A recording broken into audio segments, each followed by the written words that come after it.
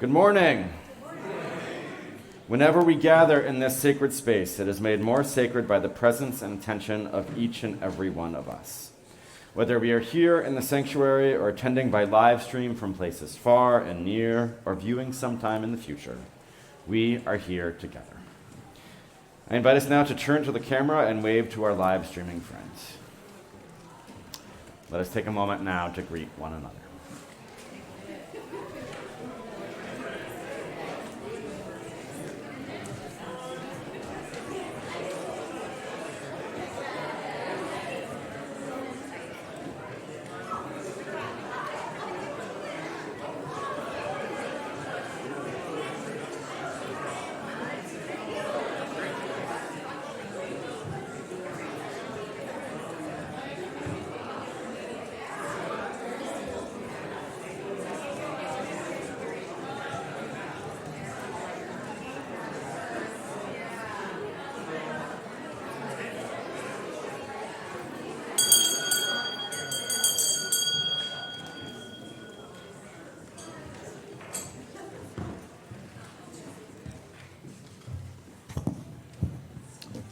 Good morning. Welcome to Winchester Unitarian Society, a haven of progressive religion in the Mystic River Valley. I'm Peter McEntee, serving as your worship associate today. Really? Okay. How's that? Okay. Unitarian Universalism is a pretty strange sort of religion when you come down to it. Personally, I'm an atheist. And among us, we have Christians and Jews and Buddhists and Zoroastrians and a lot of people who are not easily categorized. What brings us together is not any uniform set of beliefs, but a sense of shared values and a desire to support each other and to be supported as we engage in a free and responsible search for truth and meaning. Whether you're here for the first time or you've been coming for decades, we're glad that you're here. And if anyone is here for the first time, you'll want to look in the little plastic box on the back of the pew in front of you and find a visitor information card. Looks like this. On it, you can indicate any of our many activities and services that you're interested in or would like to know more about. Not just Sunday services, but music, youth groups, social action, community activities, and more. And on the other side, just give us some contact information so we know how to get back to you. You can drop the card in the collection plate when it comes around later. Now, Seth has a special announcement to make.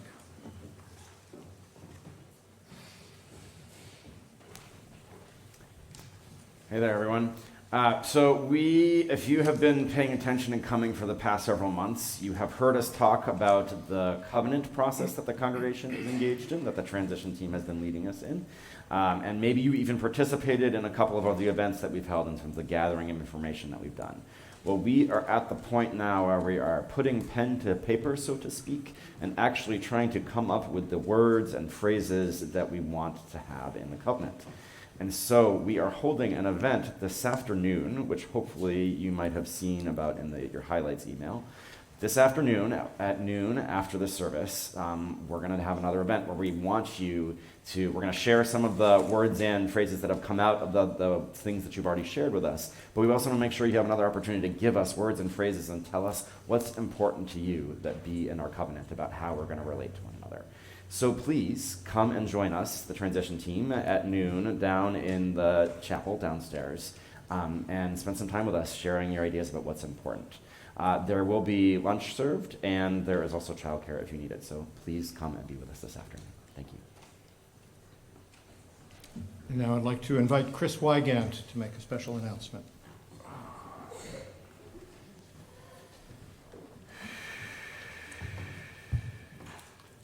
Good morning.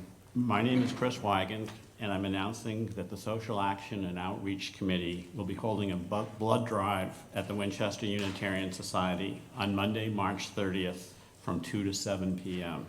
Blood is needed regularly for surgeries, cancer treatments, and emergencies. This is of personal importance to me because my daughter was born extremely premature, and she received 8 blood transfusions before she left the hospital. I've also received a total of 4 units of blood during and after surgeries. We hope that blood drives will become a regular event at WUS. We will be holding a sign-up at coffee hour today and on the following Sundays. Please sign up as you are able and invite your family and friends. Thank you.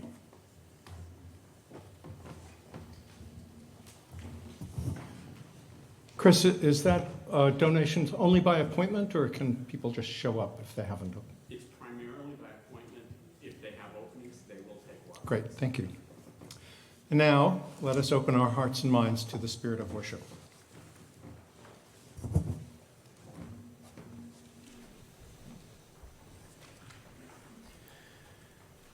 The diversity of the human species is astounding. The fact that we can gather together for common experience is nothing short of a miracle. Today, let us celebrate some of those differences. Let us celebrate those who worship best through music, for whom the holy speaks through rhythm and harmony, pitch and meter. Let us celebrate the interpersonal worshiper who finds the sacred in relationships and in community. Let us celebrate those who worship best through the visual world, for whom the divine speaks through the aesthetics of a space. Let us celebrate the verbal and linguistic worshiper, for whom words and languages, stories and poetry are sacred sources of joy and revelation. Let us celebrate those to whom the divine might be found in logical reasoning, in mathematics, and through critical thinking. Let us celebrate the intrapersonal worshiper, those who experience the holy as they listen to the still, small voice within themselves. And let us let us celebrate those who worship best through their bodies, those to whom the divine speaks through movement and physical action. And finally, let us celebrate the naturalistic worshiper, for whom the sacred is found in plants and animals, mountains and valleys, deserts and forests, oceans and streams. Today, we find a way to connect with the ultimate, each according to our own ways of understanding and experiencing the world. May we bring our whole selves to this worship service and celebrate the diversity among us. May Don Cooley's words lead us now into this sacred time and space. Come, let us worship together.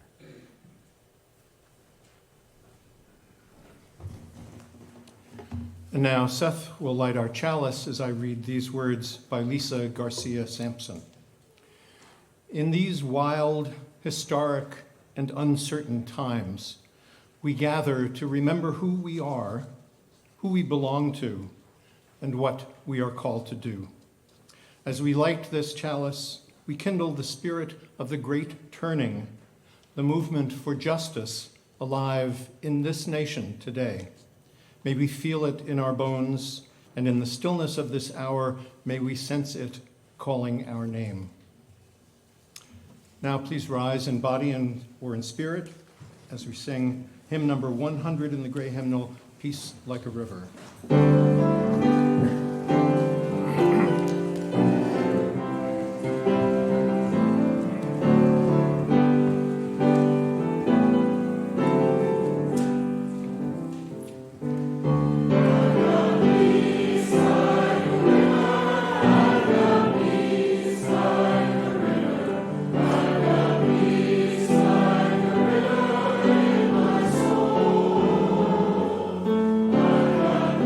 Peace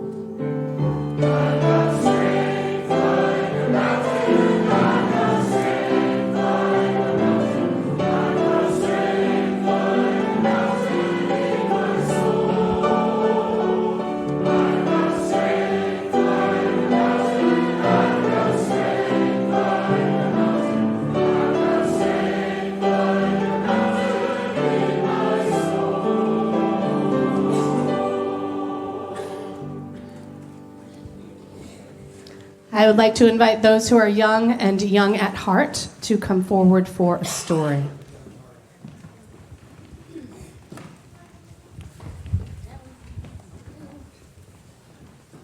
Good morning. So, I don't know if you can see it, but I've got a box with me today. Come on up, come on up. Take a look at this box. In this box is a treasure. This treasure is something precious and rare, but also something that we use all the time. We all know it, and it makes us richer, wiser, and happier. Anyone have a guess of what could be in the box? Anyone? It's a mystery. Okay, so I'm going to give you some hints. Well, questions. Hints in the form of questions, okay? When I ask a question, if your answer to it is a yes, then I want you to jump up to a standing position. So spread out a little bit so nobody gets stomped on, okay? All right. Teachers and grown-ups, more than welcome to participate as well. Okay. So, do you sing in the kids' chorale or youth choir? Woohoo! Okay. Have you ever heard or told a spirit play story? Okay. Did you go on a visit to another house of worship with a neighboring faith class? Yes, perfect. Did you go to one of the music committee programs for kids, like the one-man band, or Mr. Popper's Penguins, or Aiko on the piano? Yes. Did you collect or donate money for guests at your table? Excellent. Have you decorated mittens for the mitten tree? Look at everybody. Did you wear a costume for the paper bag pageant? I should see everybody standing up. Have you walked the solstice spiral? Yes, lots of people. Did you dance the spiral dance at the solstice service? I'd be standing up if I could. Have you ever served a meal at the dwelling place? Look at everybody, wow. Did you go to one of the fellowship committee's Christmas or Valentine's fun nights for kids? Yes. Have you ever worked on the soup jar service project? I bet everybody's gonna stand for that one. Did you find any eggs at last year's egg hunt? Yes. Did you ever find an acorn or an anchor in the stained glass windows? Just a couple people. Did you ever take part in the Banathlon at the Fellowship Committee's Pastapalooza dinner? I think most kids did. Have you ever gone on the Ari family canoe trip and river cleanup? Yes. Have you ever helped make a Memorial Day wreath? Yes. Have you given flowers to the graduating seniors as they bridge on Youth Sunday? Yes, we do that every year, don't we? Okay, one more question. And this one is the most active. I don't want you to just jump up. I'm going to count to 10. During my counting, I want you to go out and tag any grown-up in the pews who you know who is not a family member. So that means grown-ups that aren't part of your family. Anyone that you know from any of these things that you've done, you just go ahead and tag them, okay? Even people like me and Reverend Seth, unless you call Reverend Seth Dad, but I don't think anybody here calls him that today. Can they do multiple people? Yes, they should do. As many people as you can recognize by the time I count to 10. And keep a count of how many you've tagged, okay? Gentle tagging, please. Gentle tagging. Yes, tag, not whack. Tag, tag, tag, tag. Okay? So once I start counting, you can go out, don't run, go out and start tagging people that you know, and then keep a count and come back, okay? Ready, set. You don't need to know their names. You just need to have known them through something you did, okay? Ready, set, go. 1, 2, 3, 4, 5, 6, 7, 8, 9, and 10. Okay, come on back. All right, how many people did you tag? Jeremiah? 4. Alice? 7. 4. Cora says 4. Max? You didn't get any? Did you just walk around aimlessly? I know you know me. You could have tagged me. Say 2. Excellent. Hello, Cassidy. Welcome. Okay, so has anybody got a guess of what could be in the box? I've asked a lot of questions that are clues to what is precious, rare, well-known, often used treasure in this box. Can anyone guess? Alice. Love? That's a really good guess, but that's not what's in the box. Anyone else? Can anyone else guess? Anyone got a good guess? No? Okay, I'm going to open the box. Let me know what you see. I sure hope this works. Okay, here we go.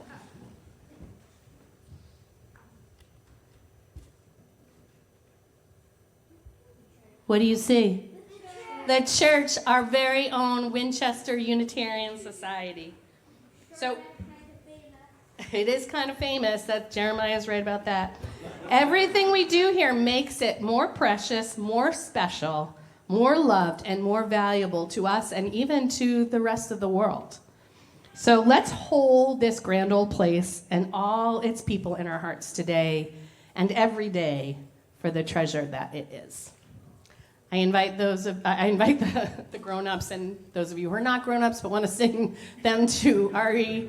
The words are in your order of service.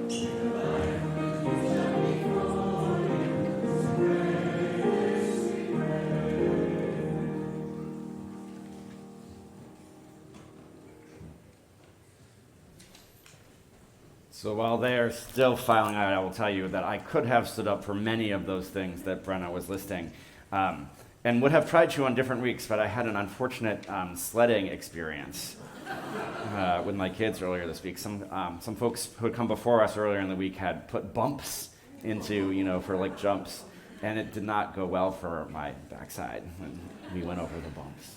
So, but I was standing in spirit. All right. Let us get settled now into our space for our time of prayer and meditation.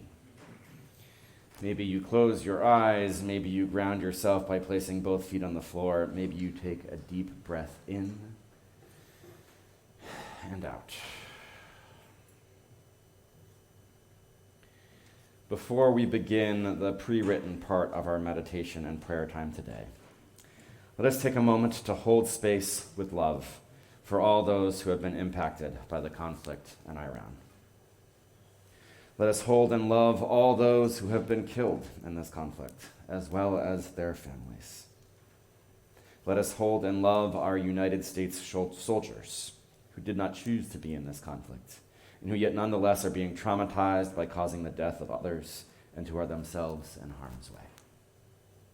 Let us hold and love the people of Iran who were already struggling and protesting and being killed by their own government prior to U.S. engagement this weekend, and who are now living in a war zone and being killed by our government as well. Just or unjust, rightly entered into or wrongly, war is awful. We pray for peace to come as quickly as possible.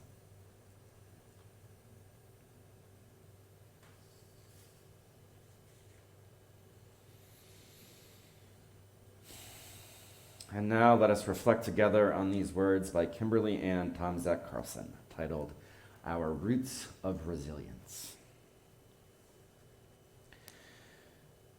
Feel the gravity of the earth holding you in place. Wiggle your toes as if they were roots. Roots connect you to the earth, lending you strength. Gently sway in the wind, turning your body like a trunk of a tree, leaning this way and that, bending as the air pushes and pulls. What surrounds you may sway you, make you bend and feel unbalanced. Wiggle your toes. Know that your roots can hold you as you grow and learn. A tree is nourished by the soil and water. You are nourished by food the earth grows and the water it provides. You are cared for and loved by many people. Breathe deeply.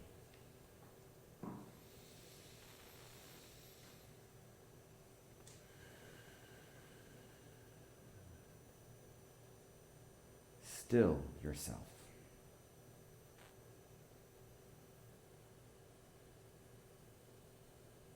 Know that your roots are strong. Wiggle your roots. You may come forward and light a candle now if you wish. Let us kindle the light.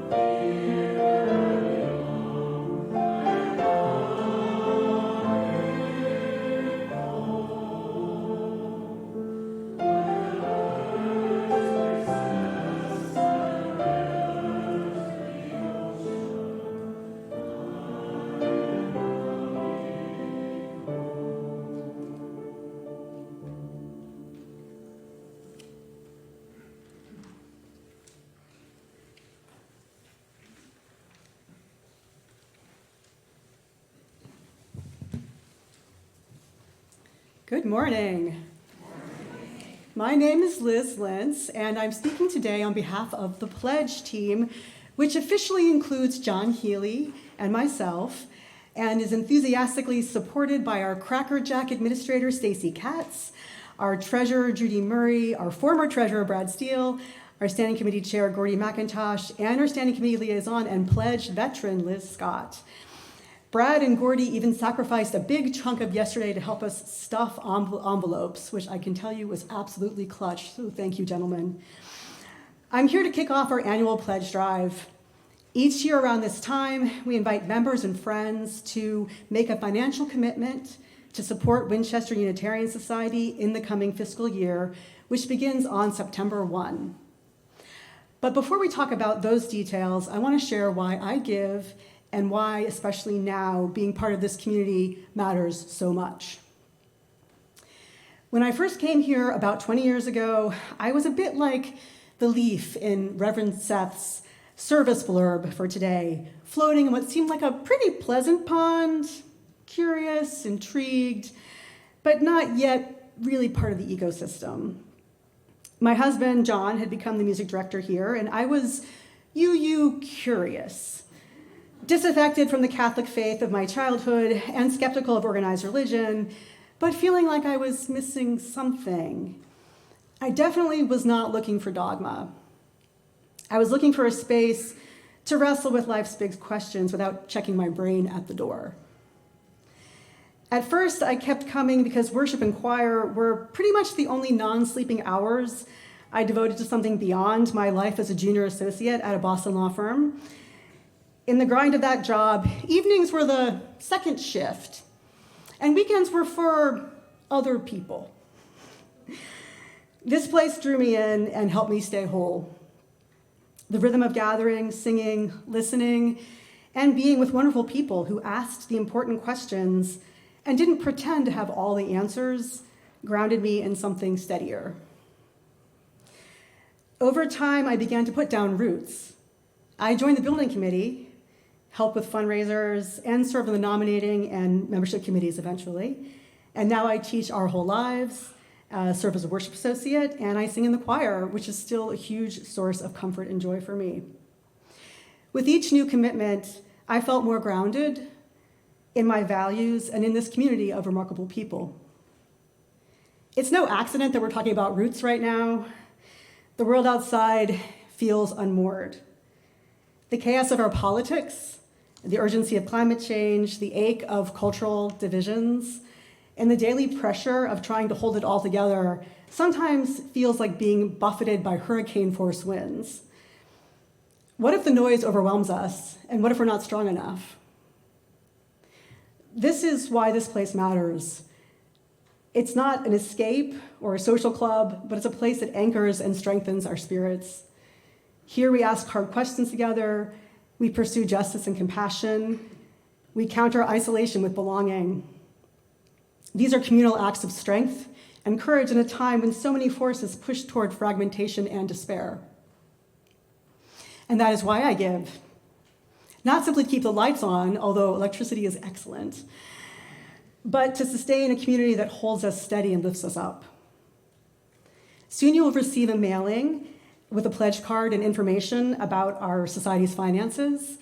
We ask that you take that pledge card and fill it out, or you can visit the giving page on our website and tell us the amount you can contribute next year from September 1 through August 31st, 2027.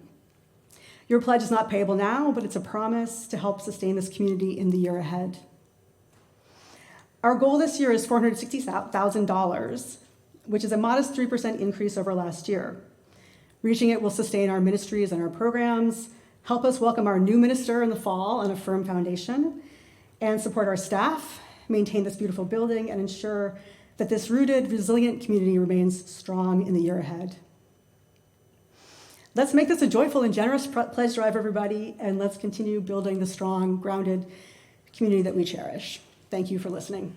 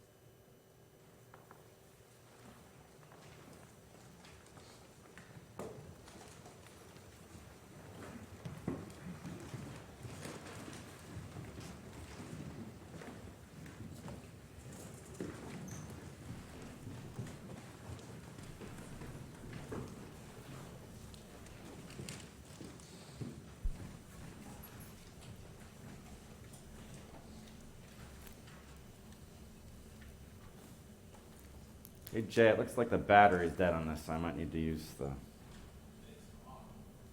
Okay, just up. There was once a spindly little plant growing in a stretch of grass. As most plants do, it had grown from a seed. And as it was just starting out in its life, it was thus not a big plant. It had noticed that there were no other plants exactly like it nearby, but that was okay, because it knew its parent tree was nearby. And it also had a lot of other friends growing nearby, a variety of plants and different species. One nearby companion was a toadstool, and the spindly little plant was not so sure about the toadstool, because the toadstool was a little mean. It would tease the spindly little plant for being small and puny, compared to its big and robust toadstool body. Hey, you little shrimp, I'm big and tough and strong. You're so skinny, you sway in the slightest of breezes. You're such a wimp. The spindly little plant didn't know what a shrimp was, but it got the idea. It did its best just to ignore the toadstool and focus on the many positive relationships it had with other plants and wildlife around it. One day, as happens sometimes when there are humans around, the spindly little plant got stepped on. The toadstool was quiet for a while after that, and it sat and watched over the next couple of days as the spindly plant pulled itself back together and eventually managed to straighten itself out, standing tall once again. The toadstool finally spoke. Hey, I'm surprised and kind of impressed. How did you manage to do that? If I got stepped on by a human, I'd be smushed. And I'm pretty sure I wouldn't be able to do what you just did. That would just be it for me. And the spindly little plant said, well, you see, I've got these things I've been working hard on growing called roots. They're part of me that goes down into the ground, and they anchor me. They help me get water and nutrients from the earth so that I can grow. They also literally keep me grounded when something goes wrong, and they help me recover afterwards. The toadstool thought about that for a minute, and then responded quietly, oh, I have something like that. I have a network of mycelium that helps me grow, but they are not roots in the ground like you have. That sounds great. The spindly little plant said, yeah, it is pretty great, and there's more. Do you see that oak tree up there on the hill? That's my mom.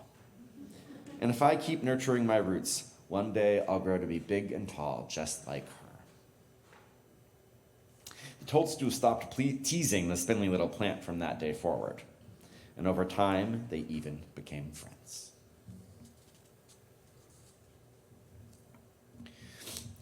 I first shared that story in a Sunday worship service during my candidating week when I was in the process of becoming the settled minister at the Unitarian Universalist Church of Muncie, Indiana, almost 14 years ago.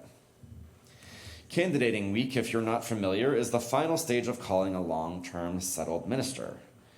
As most of you know, this congregation is in the search process looking for a long-term minister. And after months and months of hard work by your search committee, they are inching closer to a final result. At the end of March, they'll submit rankings to the national organization, the Unitarian Universalist Association, of their candidates, and then the ministers will submit their rankings, and hopefully you all will find a match. And once you match, that person becomes the final candidate, which is presented to the congregation, which then gets us to candidating week, where the minister comes and preaches on the first Sunday, then spends the week getting to know the congregation in a variety of settings, culminating in leading a second service, followed by a congregational vote on whether or not to call this person as your next settled minister. So there are big things in store for you all, hopefully, if all goes well. That's at the end of April and beginning of May. Week of April 26th. Yes, April 26th to May 3rd. Okay. So, 14 years ago, there's a little public service announcement for you, but 14 years ago when I was the candidate in Muncie, it's also the context for this story, right? When I was the candidate in Muncie, I shared the story of the spindly plant because I was talking with them on my second Sunday with them about putting down roots. And then I shared this next story I'm about to share with you because it had happened just 2 days before. You see, I had had a wonderful week getting to know that congregation right up until I arrived back at the hotel from the last event on Friday night around 8:30 in the evening, which was when I remembered something important. Earlier in the week, I had attended an outdoor garden party event with lots of people from the congregation, and I had unfortunately sat in something a little sticky, wearing my suit pants. And so I had dropped off those suit pants at the dry cleaner earlier in the week. And the lady there very helpfully reminded me that they closed at 4:30 on Friday and were not open on Saturdays. And I had forgotten to pick them up. And I had no suit to wear on the service on Sunday, where they were going to vote on whether to call me as their minister or not. My panic lasted a few minutes until I was able to shift into strategizing. Okay, how can I manage this? So one fairly obvious solution once I thought about it was that I could go and buy a new suit on Saturday, because usually candidates have Saturday off after the long week to prepare for the service. So not ideal to have to go suit shopping. I didn't have the money as an intern. It was going to be a big deal. But if I had to do it, I could do that. But I kept looking for other options. And it turned out, as I looked at those other options, that the dry cleaner I had picked because it was nearby was part of a local chain that had other locations in town that were open on Saturdays. And so Saturday morning at 8:30 a.m. on the dot, when the first one opened, I called and explained the situation to the person who answered the phone. And that person called the chain's general manager, who then told me to go to the store where I had dropped off the suit because she was going to meet me there in 15 minutes. It was a really amazing gift for me, the kindness of people who worked for this company, Vogue Cleaners. They helped me out when I had made a mistake in a time of need, and it meant a lot to me at the time, especially as I didn't have the money to invest in a new suit. They turned out what could have been a major stress for me into a beautiful story. As I told the congregation in Muncie the next day in the service, if you call me as your settled minister, it looks like Vogue Cleaners has a customer for life. Now, nothing tangible was produced from that act of kindness, defining tangible right as things that are touchable, real things. Vogue Cleaners didn't ask for or receive any extra money from me. I didn't get any extra coupons or promises of future favors from them. I was from out of town. For all they knew, they might never see me again. But they did something kind and thoughtful, something to help out another human being. And so while I had started putting down roots with the congregation already during candidating week, that interaction, that moment of kindness, was the moment I started putting down roots in Muncie, the town. I started to be connected. And I lift up that it was nothing tangible that was created out of that moment, because something intangible was, of course, made then. The beginning of a relationship. I did indeed use Vogue Cleaners as my dry cleaners for the 7 years I lived in Indiana. As we saw in the spindly plant story, though, we sometimes get tripped up by the invisibility of roots. Unless it's a tree that has grown so large as to push its roots through to the surface, or unless it's a willow tree like the one that was in my front yard in Indiana that clogs your sewer pipe, we tend not to see these roots or even be aware that they are there. But once we've had a science class at school at some point, or maybe if we pull a plant or a weed out of the ground as a kid and see the roots, then we know. But to the naked eye, roots are usually invisible, below the surface, unseen, but oh so important. Being rooted in a community is similar to the plants being rooted in the earth. The connection is often invisible to us, perhaps even mostly unnoticed, but oh so important. We are always welcoming to everyone here. You are a part of this community from the first time you walk in this door, if you wish to be so. And the first time you walk in, that is only the beginning of the connection. Part of whether that connection deepens and grows roots depends on whether the welcome you receive is warm. Depends on how those connections form, and that so many of us have received from others. And then there's part of it that depends on whether you, the individual, nourishes that connection yourself, nourishes the roots you're putting down here. Whether you intentionally nourish your roots in this community or not, we will always be here for you. And, as with any community, the more you nourish those roots, your connections, the stronger those connections and roots will be. It's easier to pull up plants and weeds that have shallow roots. It is much harder to dig out those plants whose roots run deep. Plants and trees whose roots run deep are much more resilient in a storm or when being stepped on by a human being. So in terms of practicing and cultivating resilience, as we've been talking about these past 2 months, while our community will always be here for you, whether your roots are shallow or deep, you are likely to feel more support and even receive more support the deeper your roots run. And this is not because we are biased against newer members of the community. It's just how community works. The deeper the bonds of connection, the deeper the strength of support. And similarly, for yourself, you can nourish your grounding in yourself and the roots that you put down. We've been talking a lot about places that we seek sources of resilience, other places. But within ourself and in the practices we do, the things we do, whether it's yoga or exercise, that grounding those roots can also be a source of strength in difficult times. And so it is that these practices of grounding, whether it's in ourselves or in the community around us, are so important for human community and religious community. Because contrary to our pull yourself up by your bootstraps cultural narrative, we need not and cannot navigate some of the challenges of life on our own. Sure, there's lots of things that we can do by ourselves, and that's good and it's important. And it can also be harder. And then there are some things, like the violence and injustice that is happening in our country right now, that are more than one person can bear on their own. Wherever you are in your journey of growing roots in this community, we value your presence as part of our larger whole. And so I invite you this morning to consider the state of your roots here with us. How deep do they run? As you consider your level of connection to this community, are you happy with what you see? Where do you see yourself falling on the continuum from highly disconnected to highly connected?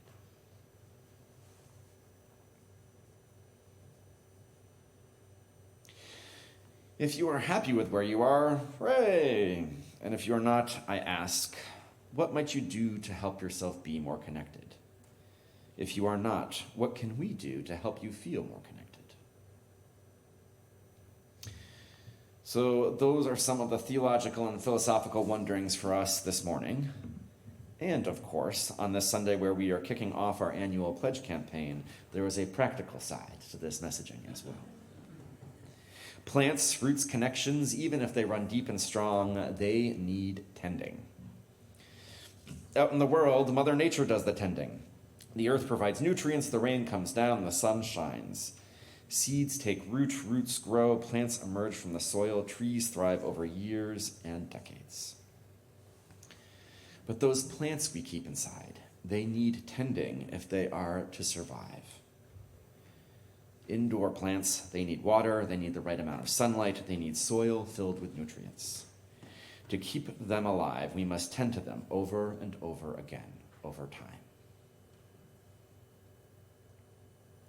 Yes, my relationship with Vogue cleaners in Indiana got off to a great start. But if they consistently lost my dress shirts, or didn't finish my dry cleaning on time, or overcharged me, the relationship would have soured.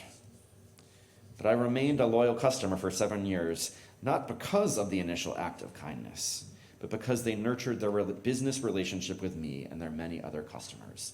And that kindness and good service continued every time I visited them.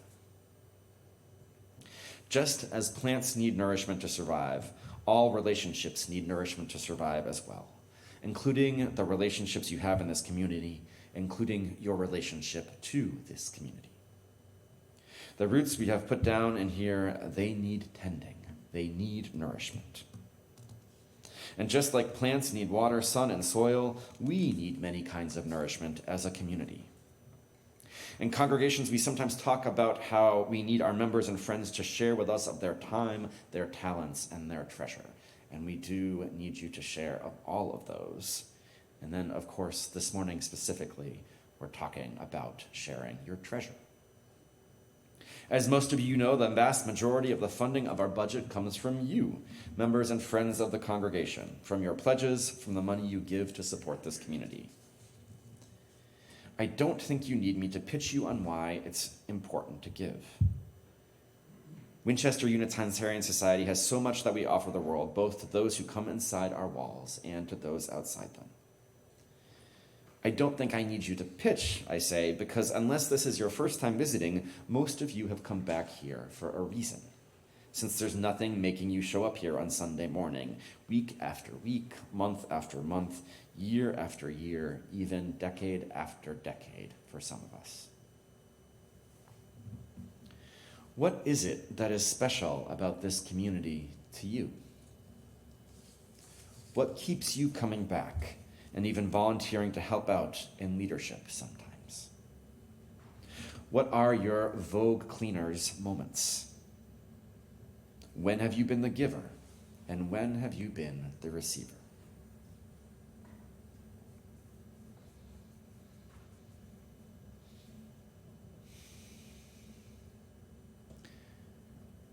As you consider what you will give to support this community next year and the good work that we do, I encourage you to reflect on your roots here, both the parts you have contributed and the parts the community has given to you. And more broadly, I invite you to consider your role in the nourishment we offer to and receive from each other. What nourishment do you offer to others? And what nourishment have you received that has helped your roots grow deeper here? Friends, we gather today together for many reasons.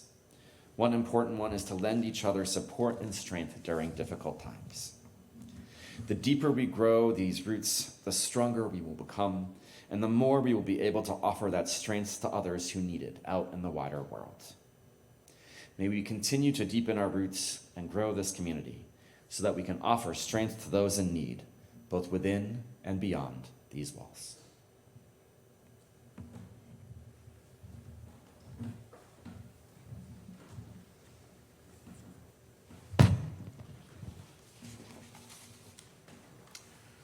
With the offering, we seek to cultivate our capacity for generosity. Not only do we provide for the financial maintenance of this church and all its works, but we have committed to give away half of everything we collect each Sunday that is not otherwise designated to other organizations whose aims are aligned with our UU values. This week's Share the Plate recipient is Beyond Bond and Legal Defense Fund, or the Bond Fund, which is a project of the Boston Immigration Justice Accompaniment Network, or BIJAN. A description of the important work done by BIJAN and the Bond Fund is printed in your order of service, as well as information about the various methods by which you can donate. Your generously given offering will now be gratefully received.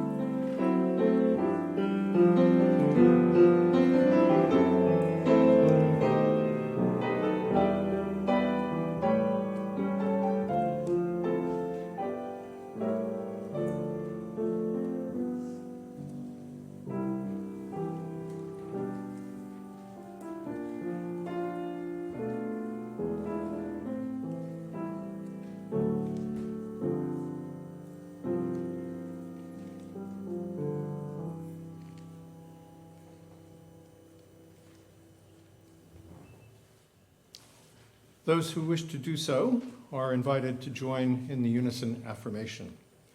We gather not for ourselves alone, but to use our common power to build the beloved community within and beyond these walls. We create and reaffirm this covenant this day to make justice flourish, to practice compassion amidst difference, and to embody transformative love. Now, please rise in body or in spirit and sing hymn number 1021 in the teal hymnal, Lean on Me. Friends, this is the stole that my church in Indiana made for me when they ordained and installed me. And I don't know if they remembered that sermon when they made it, but it does intentionally have roots very visible on the tree. And the reason for that is that roots are indeed so important because they do give us strength, both the ones we grow for ourselves and the ones that we form in the bonds of community. And so let's remember to both nourish and grow our roots, but also to tend to the ones that are there. Because we've talked about rest as resistance, right? And it is so important that we nourish our roots and grow them so that we can offer then our strength both to ourselves and to each other and to the world as we go through these difficult times. Go and be blessed and be a blessing. Amen.